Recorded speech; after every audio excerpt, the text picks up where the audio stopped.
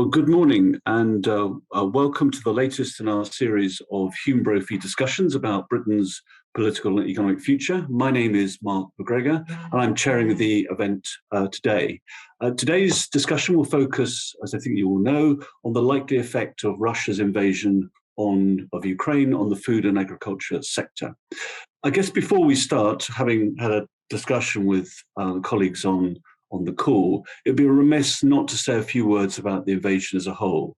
I mean, Russia's invasion of Ukraine is I guess, is one of those shocking moments that brings you up short. War, at least on this kind of scale and in Europe's backyard, was, well, certainly for me and the other panelists, one of those things that was easy to assume was a thing of the past. I mean, anyone seeing the pictures of the death and destruction on such a monstrous scale cannot help to think back to a time when our own country suffered in a similar way. So obviously the biggest and most devastating impact of the war is going to be on Ukraine and its people. And even if they emerge as victors, it's hard to imagine how repairing the damage to that country will be able to take effect. It's also worth reflecting that whatever the impact on the West, it's likely to be poorer countries outside Europe that will be the hardest hit. Shortages, higher prices might affect us, but it will be devastating for many in the developing world. But for the West, for the EU and for Europe and for the UK, it's been something of a wake-up call. I guess a bit like 9/11, it's making us all seriously think about a whole series of political and economic priorities in a different way. Energy securities, defence, trade partnerships are amongst those that sort of obviously need serious thought. And the same is true for the sector we're discussing today. The food and agriculture sector is not just in the kind of short term, the immediate term, but we suddenly discovered that some of the essentials of life are produced in vast countries in Ukraine. And to discuss and debate the likely short and probably more important, the longer term impact of the invasion, we brought together three experts, two of them already online and one we're hoping will join us shortly, from different backgrounds. First is Mella Frewen. She's been Director General of the FoodDrinkEurope Trade Association for the past 15 years and previously worked for a range of companies from Monty Dyson to Monsanto. Second is Vicky Pryce. Vicky is currently Chief Economic Advisor of the Centre for Economics and Business Research, but has also worked at FDI, KPMG, where I first encountered her, and of course is Director General for Economics at the UK Department for Business. She's also the author of a number of brilliant books on economics, including Greek Economics, which was the Business Book of the Year in 2013, and I checked this morning is still available on Amazon. And finally, Ian Wright. Ian served for 7 years as the CEO of the Food and Drink Federation until this February, a period covering Brexit, COVID, and actually the run-up to the invasion of Ukraine. Prior to that, he was the Corporate Relations and Corporate Comms Director at Diageo for 14 years.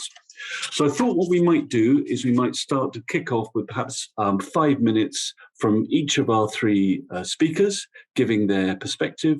We'll then have a discussion and invite questions via the Q&A button at the bottom. So if you want to submit a question to one or all of the panelists, please submit the questions at the bottom, and then I'll ask those as the debate goes along. The order of play will be, assuming that Ian's able to join us, will be Mella, Ian, and then lastly Vicky Pryce. So Mella, perhaps you could get us started. Thank you very much for joining us today. Thank you, Mark, and good morning, everyone. Thanks for the invitation to share some thoughts on the impact of the war in the Ukraine on the food chain here in Europe. The Russian invasion of Ukraine has caused the greatest humanitarian crisis in Europe since World War II. Since the start of the conflict, some 5 million Ukrainian citizens have been displaced externally, and some 7 million have been forced to flee their homes to seek shelter internally. So it really is a huge conflict impact in Ukraine itself. The Russian invasion has significantly disturbed the EU and global agricultural markets, creating uncertainty, particularly regarding the availability of grains and oilseeds.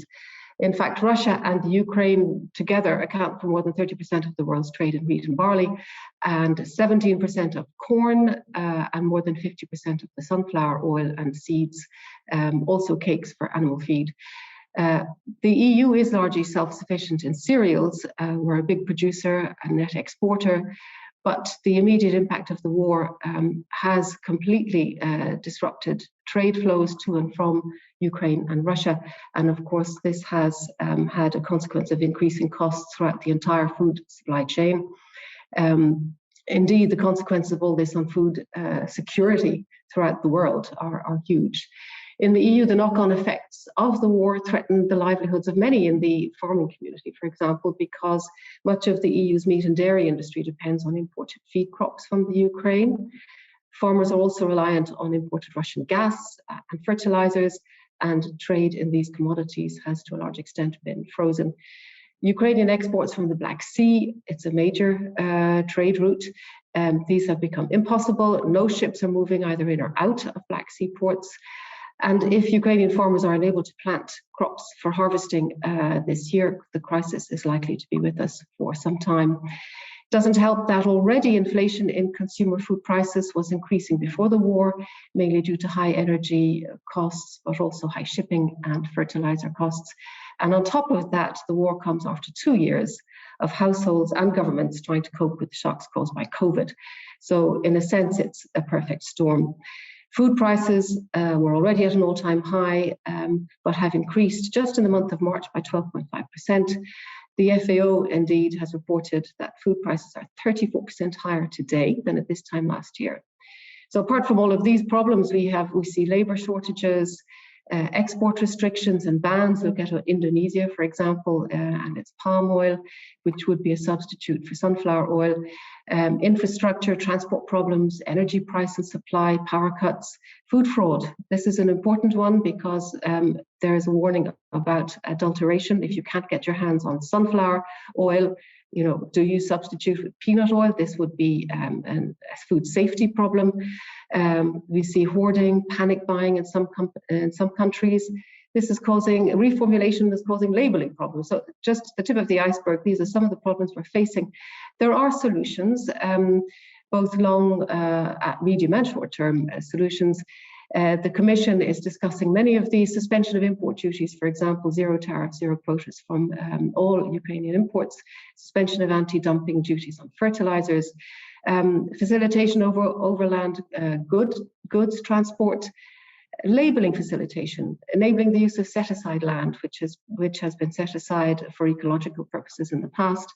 For cultivation of crops, perhaps we could look at reduction of VAT on foodstuffs, continue our fight against food waste, discourage speculation on commodity markets, fix the infrastructure problems.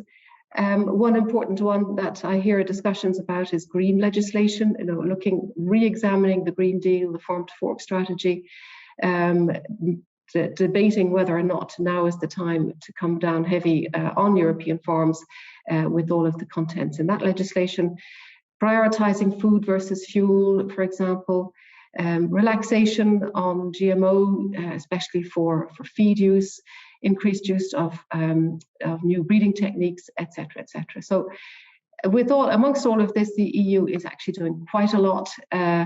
It's already in its 5th round of sanctions to prevent Russia's ability to finance the war. These sanctions cover anything from individuals to the financial sector, energy sector, transport sector, trade restrictions. I've mentioned some of those, import and export bans, especially targeting bans where Russia is more vulnerable.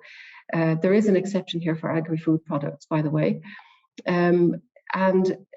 It's also working, the EU is also working with partners to supply financial and humanitarian aid to the Ukraine, ensuring that inputs reach Ukrainian farms, transport and storage facilities, maintenance of export markets I've just mentioned, to ensure agricultural production, to provide medical aid and food, humanitarian aid, helping migrants here in the EU, but it's also helping farmers, EU farmers. It has put up a €500 million fund to help EU farmers. relaxation of set-aside rules, as I mentioned. But I think I'll end on just a question, which is in the framework of the Green Deal and the nature protection package, we've seen that there's a certain flexibility that has been introduced, apart from allowing agricultural production on ecological focus areas or set-aside areas, making the use of plant protection products and fertilizers more available. This sort of counters, to a certain extent, the focus of the Farm to Fork strategy. So the question is, to what extent can we hold the environment hostage to food production? We set off in one direction. There's a thin line between providing food and looking after the environment, such as a line between climate and energy consumption. So where is all this taking us? So I'll stop there. Thanks, Mark.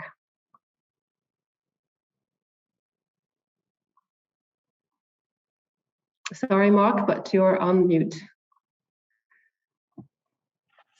Thank you very much for the reminder of how to work Zoom.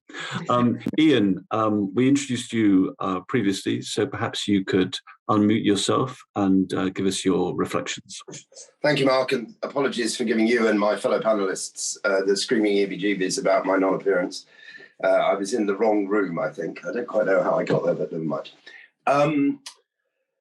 And apologies that I appear to be in a cave, but I'm in a rather darkened hotel room in central London. I think the question that Mella ended with is a really good one.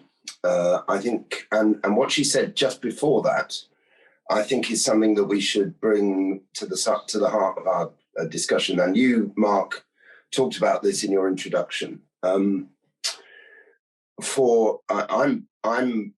possibly the oldest person on this call, so I'm part of the really genuinely part of a generation that grew up with the war as the narrative for my parents' lives, and social gatherings, family gatherings, conversations in the 1960s and early 70s were very much dominated by recollections of the 1939-45 war. Indeed, my mother was born before the end of the First World War, and she'd be 103, 4 if she were still with us now.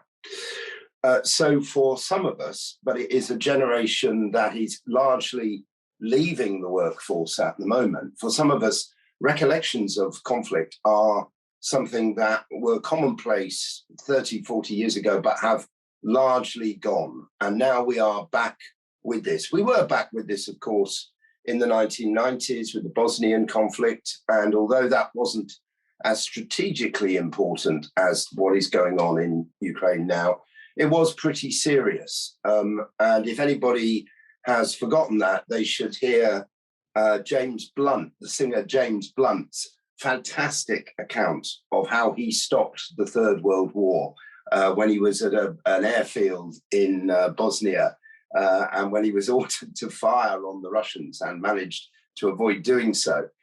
So this has been something in our lives as recently as 30 years ago, but this is much more serious. And I think what Mella said is really important. We have gone off in a direction, particularly post-COVID, and particularly from the Glasgow COP26 discussions, which seem to be setting us on a particular course about agri-food and about its engagement with the saving of the planet and the ending of climate, or the amelioration of climate change, which now we have to consider again. Now, it's a really important point that the climate is not going to stop changing just because the Russians have attacked Ukraine.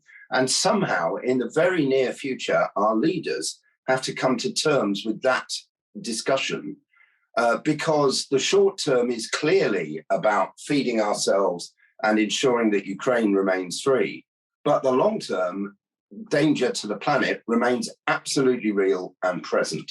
So that's my first point, that discussion, which our leaders have to have, is one that we really, really need to start engaging in the next few weeks and months. It will not wait. My second point is that I think we all have to be ready for this conflict to be much longer than we hope. I know that the IMF has a view that this could be over quite quickly, and I think Vicky will talk about that. I'm afraid, I'm in the unusual position of agreeing with Liz Truss that this is going to go on for months, if not years. And if it doesn't go on for months or years, it's going to be far worse, because it will mean that somebody has escalated it in a really frightening way. So we have to be ready for the consequences in food and drink and agriculture of that prolonged conflict. And it means that supplies from both Russia and Belarus and from Ukraine will be out of commission for us, beyond us, for several years, in my view. And the world food system is going to have to come to terms with that. Now, that will have much more pernicious consequences for the people of Yemen or Egypt or North Africa and other places around the world than it will for the UK and for the EU. But the consequences for the UK and the EU will be serious, and we're already seeing them. And it isn't just about the question of, do we substitute some other cooking oil for sunflower oil, and what do we do about the labelling of crisps, the labels and packages which have already been printed and say sunflower, and now we'll have to carry other things. Those are important for the businesses concerned and the consumers and shoppers who want to buy those products across a whole range of products. But they are relatively trivial for the geopolitical consequences that this brings us. So the second point I would make is that we have to get used to a prolonged conflict, and we have to prepare for that. And that again requires our leaders to be brave and courageous in a way that hasn't been entirely evident, except with one or two. Indeed, the leader of Ukraine would be a good example, where leaders have to accept that this is going to be really difficult.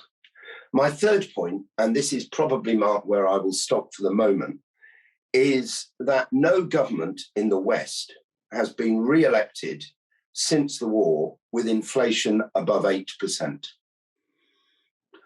Every modern economy, every Western economy is going to see inflation go significantly above 8% in the next 2 or 3 years, in my view.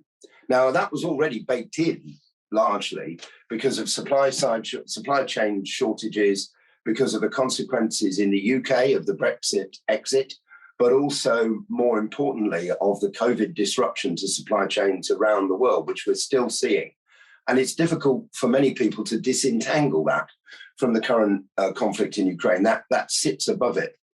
But with inflation letting rip, and it's over 7% in the States already, and Biden will undoubtedly get a hiding in the midterms. It's in the same range here, and we can expect that the government will find itself in deep difficulty after tomorrow's local council elections and after the 2 or 3 by-elections to come. Those consequences have to be wrestled with. And I don't think that voters, however well-informed they are going to give either government or the businesses with which they interact a free pass on prices. And so we're going to see a really tricky period, which I know Vicky will talk about. But just one consequence of that is the concern that we might see some form of very tricky price war between the supermarkets. We've begun to see that between Asda and Morrison's, and we've seen Lidl and Aldi play in this space. The concern I would have is the impact that has upstream on manufacturers, the people I used to represent, because they are already living with very difficult supply chain issues, very difficult wage demands from those workers that they currently have managed to keep with them, and also very difficult ingredient prices, commodity prices around the world were already surging before the Ukraine conflict. So this is a very difficult moment for our industry. And we're going to need brave, courageous, and very transparent and honest leadership, both from the governments and from manufacturers and others in the supply chain. Mark, back to you. Thank you so much, Ian.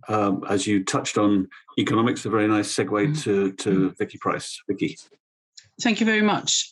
Indeed, I've been reflecting, as our previous two speakers have been talking about, the multitude of issues that we need to consider. And of course, geopolitics is right at the center of it all, and how long the war will last is important. But as we have been hearing, we've had problems before. So the unfortunate situation we're finding ourselves in is COVID amplified by the war. And of course, COVID hasn't necessarily gone away, and we're seeing what's happening to the world more generally when you look at China closing down various bits of its production processes because it's gone into lockdown in various areas and some cities, and the concern therefore that quite a lot of parts that may be coming from China, which were already difficult to find into the manufacturing process, are also going to be in short supply for longer than we expected. So for any forecaster looking at the long term, we don't actually know when the short term ends and the long term starts. It's becoming terribly uncertain. And indeed, Ian is right that the IMF, in its baseline forecast, assumed that the war would end sort of reasonably soon, and that there weren't going to be any extra sanctions, but all the sanctions that have been announced would be fully implemented. But of course, there could be more. Gas could be cut off. There could be, further panic buying. There could be, more increases coming. But it's interesting if we look at what's going on both in the UK and, of course, in the rest of Europe, which is the focus, I think, of today. Yes, food prices have been rising, but it's interesting. We've always got to watch the baseline from which we started. Prices were falling. They were negative in early 2021, and they stayed negative for some time. So what we calculate your percentage increases from is really crucial. And if you look at food prices here in the UK, they're really surprisingly, for the moment, seem to have only gone up by somewhere around 6%. And I found it very surprising that non-food prices, which was what was documented this morning, have only increased for the consumer by something like 2%, just over 2%.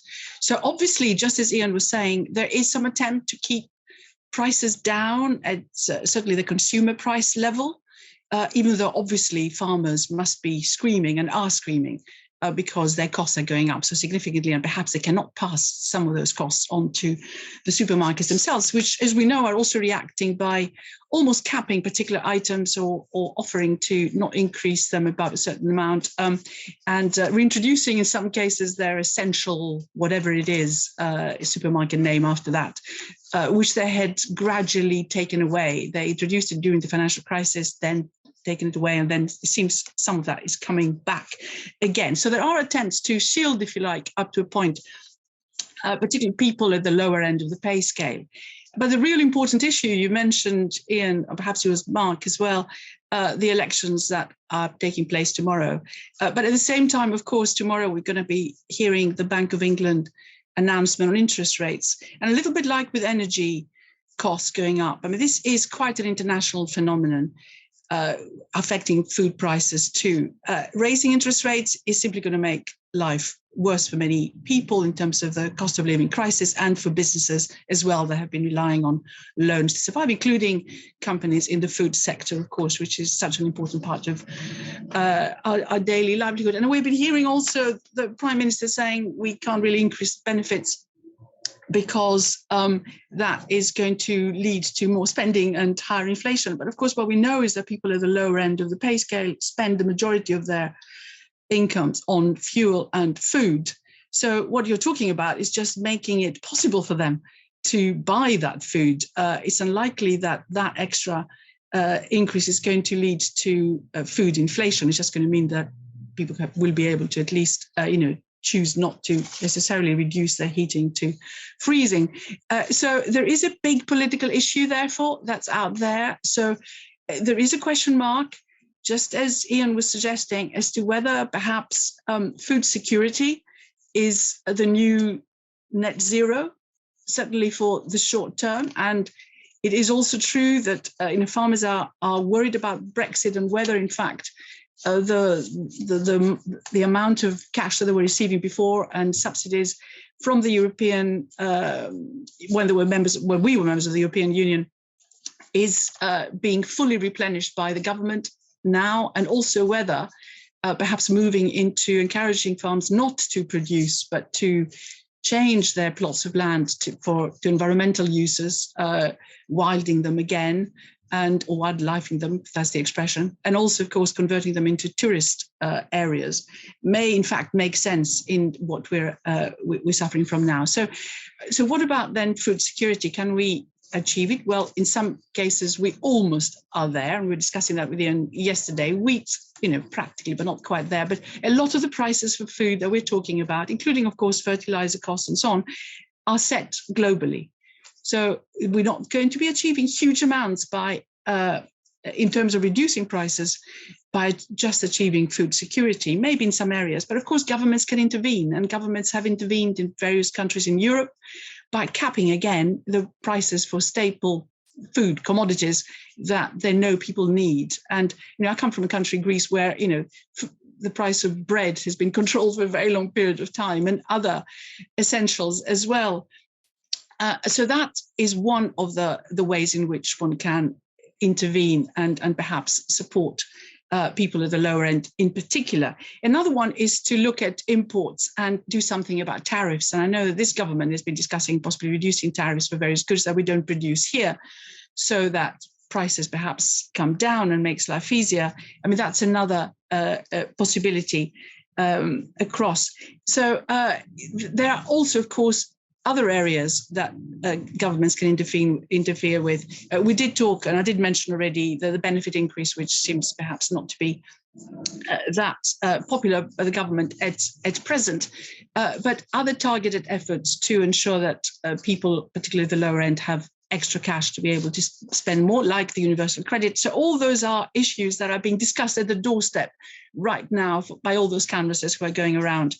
But where do we see things shaping up in the future? Because those could be short-term measures, which you can then remove if things improve. And indeed, the expectation in most forecasts that I have seen is that commodity prices will start declining next year, 2023.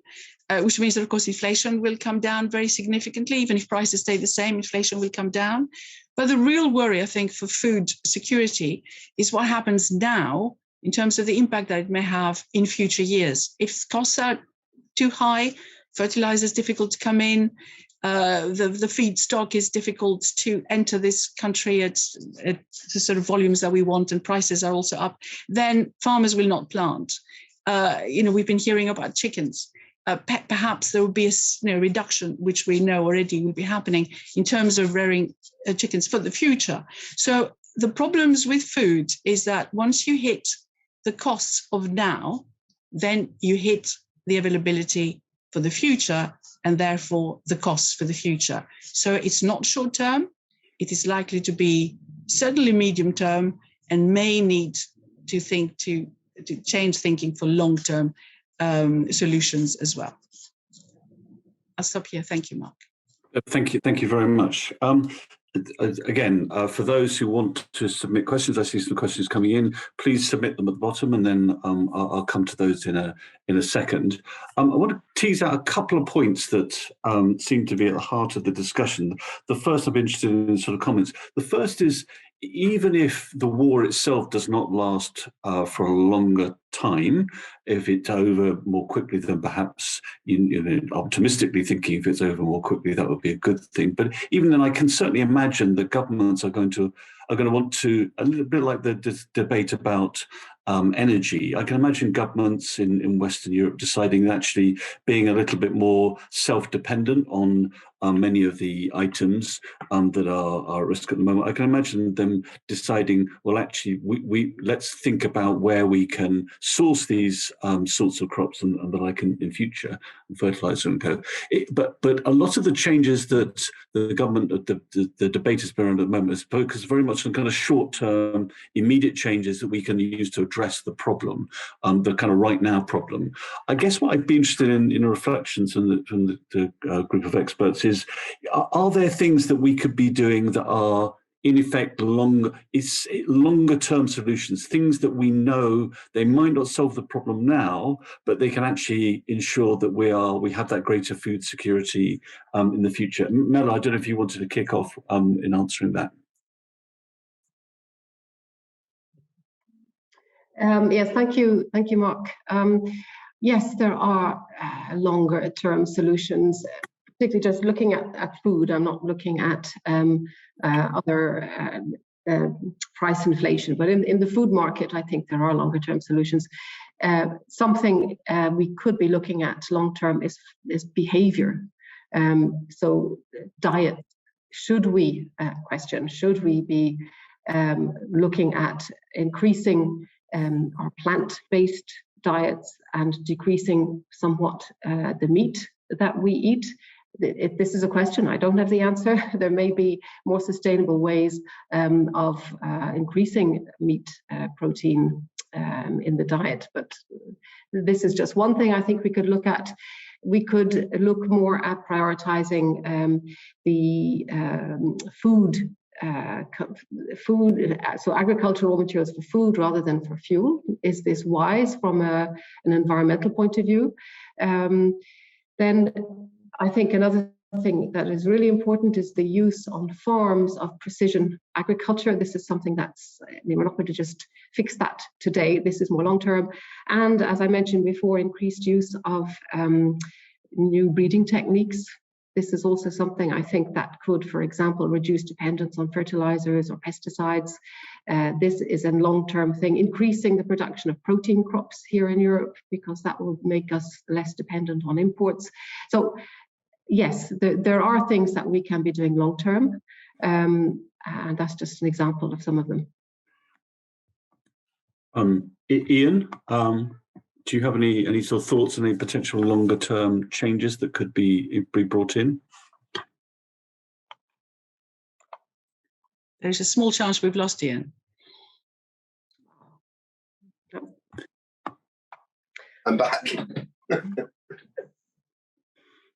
Ian, I'm not sure if you heard, were there any longer-term changes you think could be put in place or begun to be put in place? Well, I do apologise for that. I think the internet went down here, and yes, but I do think they come with consequences. Right. And I think the problem, and I agree with what Mella was saying about, the potential for diet change, and the problem with that is that you end up, and I've been going on about this for the last 8 years as chief executive.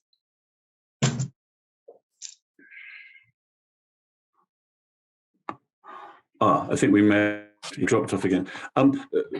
Vicky, are any of the short-term changes that you were discussing, could any of those become longer-term changes? Are there other things you think, well, if we did this, it will enable us to have that greater food security, or anything you have in your mind on that topic? I think there's no doubt that food security can improve with all sorts of new ways of dealing with land that we've got, which is what Mella was talking about. But also, of course, for the UK in particular, looking again at trade with the EU. It was touched on by Ian, the Brexit impact. And of course, we know that the UK is quite concerned about this. And one of the reasons why we don't have those import controls on food right now stems partly because, of course, we're worried about the availability of that food right now. And that if we have all those controls that we see happening, of course, on the way out of here, then we will find that this food security issue becomes worse. So it needs to be thought out, I really think, as a region-wide issue, not just each individual country doing its own thing. But of course, there are strengths in particular countries because of the soil or whatever it is that's happened as a legacy, which we can exploit. And but I think really it is that trade across that is the issue. And for the UK, if you actually look at what we have been doing more recently, is our exports and our trade seems to have increased with non-EU countries and gone down generally with EU countries. And of course, it increases transport costs. It increases the concerns that one has about accessibility.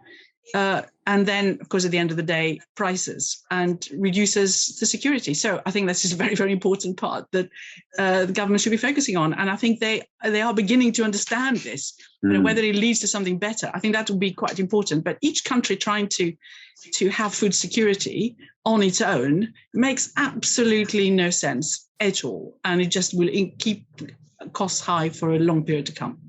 Yeah, and one of the, I got modestly, if there was any upside of the war is that the sense that Europe is acting together. I mean, I don't just mean militarily, but there has been a greater sense that Europe is coming together again after a kind of post-Brexit. So perhaps those kinds of discussion you're talking about, perhaps those are feasible, whereas perhaps 2-3 years ago, maybe that would have been impossible. Do you mind if I just jump on to one other thing before bringing one of the questions? The issue that Ian very neatly summarized, which is climate change isn't just simply going to stop just because Russia's invaded the Ukraine. But again, thinking kind of practically, are there steps that could be taken, immediate steps that could be taken that would perhaps on the government, either the Green Deal or the net zero ambitions, are there steps that could be taken practically that would actually ease the situation, that could be a kind of temporary measure? I didn't know, Mella, whether you had any kind of practical examples of the things that might actually that might actually be possible. These don't have to be permanent changes, but they could be things that would actually be kind of address the right now problem. Well, thanks, Mark. Yes, well, I mentioned that earlier on, but this is where we come to the question, which I pose at the end, which is, to what extent are we willing to, and this is something that actually I read recently, was Tim Benton, who said as well in a recent debate, the line between the environment and food production, or energy and climate, is quite thin, depending on how you look at it. And to what extent are we willing to compromise all of the measures that we have lined up in order to do what we're doing more sustainably? To what extent are we willing to compromise that for food production on the one hand, for energy production and consumption on the other hand? So this being said, there are things that are being proposed by the Commission at the moment on an EU, so just the EU scale. So obviously this does not concern the UK. And it is, for example, the availability, making available these set aside lands, which were set aside for ecological purposes, now for food production. So that's just one example. Another example is adding some flexibility to the proposals in the farm to fork strategy. The proposal were to reduce the use of pesticides, reduce the use of fertilizers by 2030. So adding some bringing in some flexibility to these rules, because I think the EU and the member states feel that now is not the time to be reducing yields, basically, because if you use less fertilizers or you don't protect your plants from pests, obviously yields will take a knock on the head. So there are things that are being done, and that's just two examples. And hence the question, is this wise? Are there other things that we can do? Because at the end of the day, if we continue doing what we're doing in the way we're doing it, it's not going to help sustainability. So we really have to change something, and now is the time. And we can't continue going on like this. So yeah, these are two examples of what's happening at the moment. Ian, do you have any similar thoughts about stuff in the UK? Well, I think we have a very difficult situation in the UK, because we have a government that, although it has a majority of 89 or something, is really very fragile at the moment. And, I think many people would think that there could easily be a change of government without an election here in the next 6-8 weeks. And that makes it very difficult for policymakers to start thinking about anything much longer term than who's going to be in number 10 and who's going to be in DEFRA and so on. I do think that the food security issue is one we should be looking at. I think there are some things we could do on the environment. Actually, not many of them. Funny enough, I think in the UK, the one thing we could do tomorrow morning is stop listening to NIMBYs about wind power and just get on with erecting as many wind farms wherever we can all over the country. And it would be relatively quick. And frankly, it would give us a degree of energy security, which would be very important beyond the energy economy. It'd be fantastic for the whole economy. But that's probably a bit beyond the brief of this meeting, of this call. I think the other thing we could do very soon, and I would really hope that DEFRA is doing this as it considers the national food strategy, which is due to come out after the May elections. I think we should do a proper audit of our food security. I mean, figures are bandied about all the time. I do it myself. You know, we are 60% we provide at various points through the year a kind of weighted average of about 60% of our own food is generated in the UK, but at various times in the winter, it's as low as 40%. So our security is not the same throughout the year. What we could do, at least to decide what kind of decisions we might make, is a proper audit of food security. And so we don't get surprised, for example, by the fact that suddenly sunflower oil is in zero supply. And as a consequence, we have a question about whether manufacturers of products that carry sunflower oil can switch without changing their packaging, which has been made for the whole year. Now, that is a very practical thing the government could start to consider. What other issues are there like that could come up? I was going to say at the start of this, it's a great sadness to me that just before the lockdown, the Ukrainian National Food Exporting, I think it's the council, or their National Food Exporting Body, wanted to join the FDF. And they were about to launch a major push for Ukrainian foods in the UK because they saw our exit from the EU as a huge advantage for their markets to sell into the UK. And amongst the things they were going to sell us was, of course, sunflower oil and tinned tomatoes, because I think it's 60% of Italian tinned tomatoes are actually grown in the Ukraine and tinned in Italy. And it's a great sadness to me that didn't happen, first of all, because of the lockdown, and now because of what's happened, because they did have a huge opportunity. And the last thing I'd say, Mark, is I realise this isn't for now, but one of the things that is going to be a positive is that at the point this conflict ends, and if it ends without Russia completely taking control of Ukraine, the rebuilding of the Ukrainian economy is going to be something that Vicky will probably know much more about, well, certainly know much more about this than I do. The rebuilding of the Ukrainian economy, and particularly of its agricultural economy, will be a massive stimulus to growth.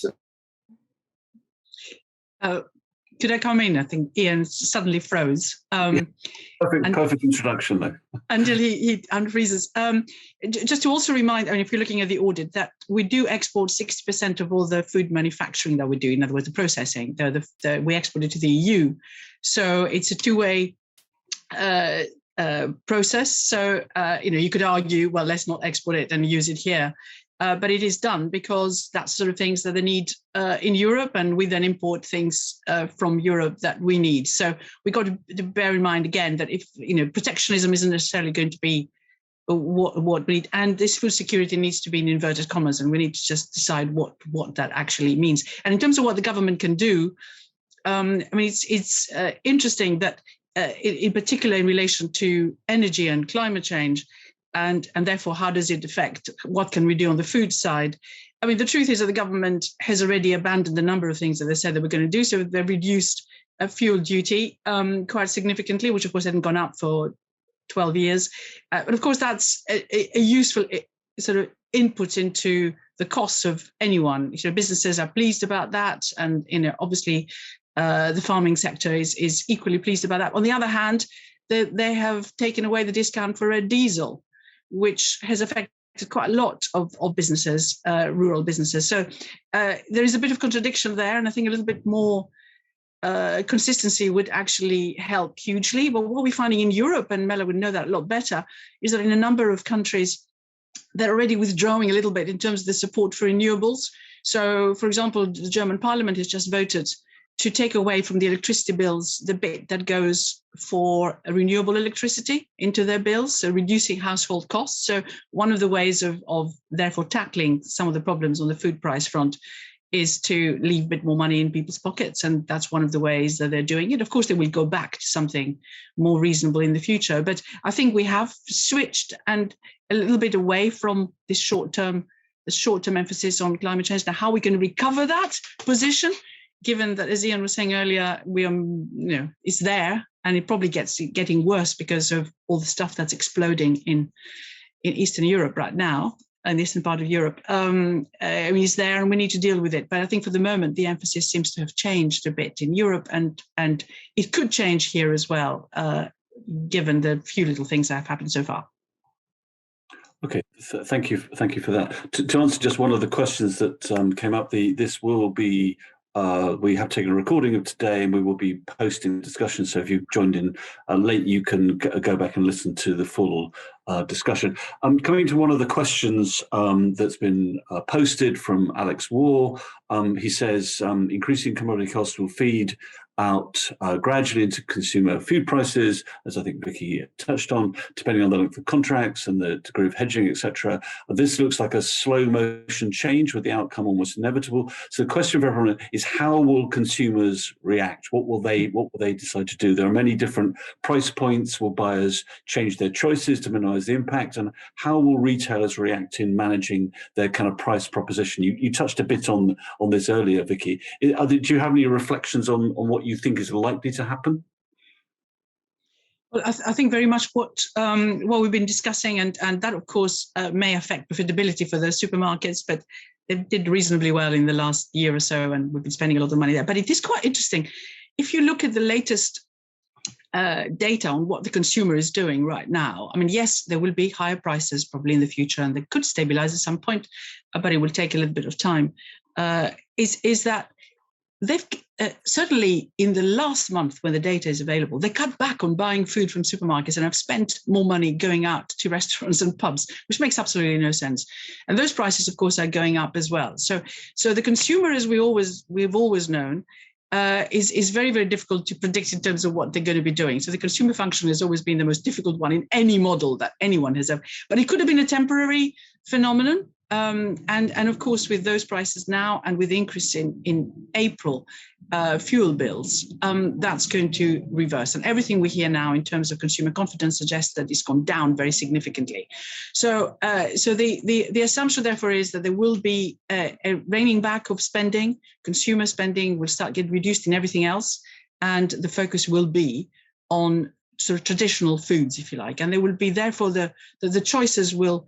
The supermarkets might well reduce the choices you've got and just focus on things that can produce or can be produced in this country or can bring from elsewhere, which can be produced in bulk and which can therefore have low prices.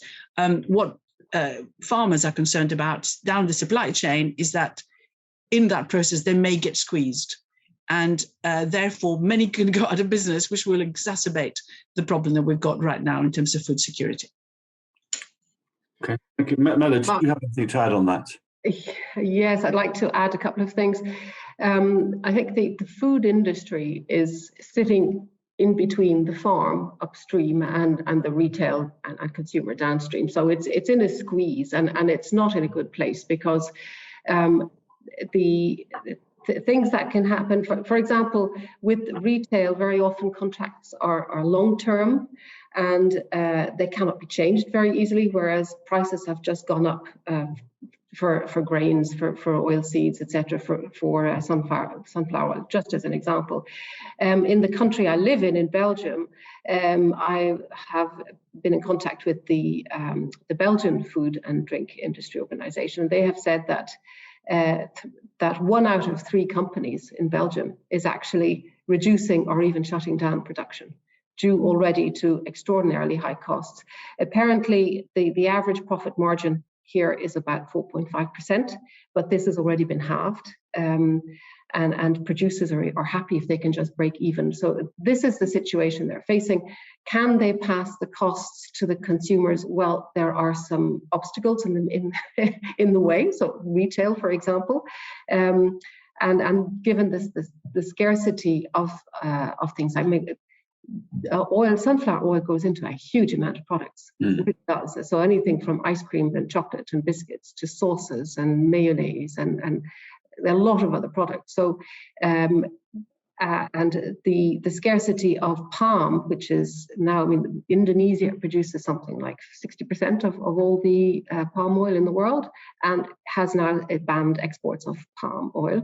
So they're really in a position where they're being squeezed from upstream and downstream. So the food industry is in a bad place, especially, I mean, the countries I've looked at, Belgium is, as I say, one in three companies that is in a difficulty. I've also had a look at some other countries, including Ireland and the country I've come from, and the issues are the same there. So it's not an easy one right at the moment, and we'll have to find some sort of solutions to help, especially the smaller producers. And in the food industry, 99% of the companies in the food industry are actually SMEs. So these are the companies that are going to suffer the most. So something has to be done pretty soon. Do you think one of the consequences of this might be that there is a greater willingness to look at free trade agreements with other countries? I'm thinking principally the United States. You know, that's been very much on the back burner. But is it possible that the benefit of this, if there is such a thing, is that the kind of West decides, well, actually, reliable trading partners, but like reliable energy partners, are more important than perhaps some of the sort of rather embarrassing squabbles of the past? Is that possible, that you might see more free trade agreements with the kind of what you might call the kind of reliable countries, or is that still just a kind of pipe dream? Mella, what do you think first? Well, I think the EU already has a huge amount of trade agreements with large parts of the world, whether it's with unilateral or multilateral. We're very active in this area in the EU. I think at the same time, it's also wise to be able to depend on yourself. So I think where we can, we should be looking at more production, more self-sufficiency where we can, but this is obviously not always possible. I think another thing that we should be looking at in the industry, the food industry, is what the consumers will actually do in the next couple of months, or depending on the length of this crisis. And what I see myself, and this has happened in the past, when for one reason or another prices were of one commodity were higher than usual, consumers change. Like they will go for cheaper cuts of meat, for example, or if there's a problem, like when we had the avian flu and there was a problem with poultry, or when there was the swine fever, then there was a problem with pork, they change. So consumers can adapt and go for cheaper cuts or cuts that are more available. This is just in the meat sector. I mean, it's probably similar in other sectors as well. So trade, of course, is really important, and Europe is the biggest food exporter in the world and one of the biggest importers in the world. I think trade is important, but the EU has a whole series of trade agreements and more on the way. But I think we have to look as well at our own, within our own region, and see what the consumer is doing, because at the end of the day, it's the consumer who is king in this world for the food industry. So, yeah, interesting debate, trade.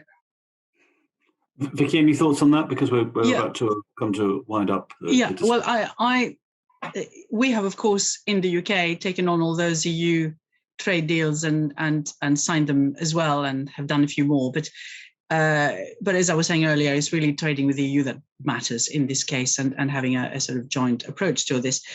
But the real worry that everyone has is that food prices, in addition to energy prices, food prices now becoming a really important part of what everyone is concerned about, will lead to a serious slowdown in the economy overall. And that will affect everybody, including food manufacturers, whether we like it or not, and at the end of the day, farmers as well. And we've already seen a number of countries in the first quarter in Europe having contraction, not all of them, in GDP. We've seen the US. We just talked about perhaps the US more reliable partner, but has also saw a contraction in Q1. Yes, of course, it's increased its LNG sales and sort of shipments anyway to Europe to make up for gas coming or not coming from Russia. But they're having their own problems themselves as well. And they are going to be raising interest rates again. So we are in a very strange situation where the macro and the fiscal side tightening both ends, is going to be affecting the consumer even more. And here in the UK, we saw very little growth in February. Probably we'll see a bit more growth in March, but now from April onwards, there are forecasts that we're going to have a contraction this quarter as well. So food is really, really important. And if the consumer, as I was suggesting earlier, does, of course, what Mella says, which is, go for the cheaper cuts, that affects everything else that's out there, and profits, of course, for supermarkets and everyone else down the line. But also, if they stop spending on other things, that brings, a slowdown in the economy, which then has wider repercussions. For the moment, we have quite high employment and very low unemployment. There are forecasts that that's going to change.